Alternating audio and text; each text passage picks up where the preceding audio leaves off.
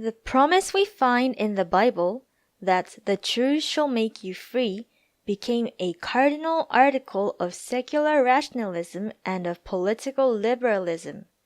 Pursue the truth, get it right, and you will be more complete, a freer human individual. The scholar, the scientist, were the benefactors of mankind whose often bizarre, seemingly private labors must be underwritten by society. The jokes about eccentric great scientists falling down a well when they are looking at stars go right back to the beginning of Greek philosophy, and they are deeply suggestive. They are jokes about human genius being strange and bizarre, but they never put in doubt the essential excellence of disinterested pursuit of objective truth. However, there are strong dissenting voices as well. The mystical tradition has always insisted on a vision of truth beyond rational grasp, beyond experimental control or refutation. It is said, somewhere there is a truth higher than truth, of immediate mystical revelation. The churches have fought back. They have said that the truth is in their keeping. It is revealed to man by divine intervention. The long struggle of the Catholic Church, for example, against Galileo is the struggle of a revealed total image of the universe against the threat of change, against fragmentation. The Church believed that the new astronomy would unsettle and hence expose to arbitrary challenge the very concept of proof and of truth. They saw that once a Galileo had been at work, an Einstein, as it were, might come and say to Galileo, "You too are wrong." It is this unpredictable instability of the searching mind which the Church felt as a profound menace to human order and human happiness.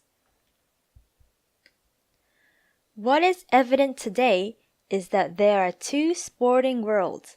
By far the larger, by number of participants, is the world of amateur or mass participation sport. Here, millions of people play their games for a variety of reasons, with no expectation or desire that they will be paid for taking part.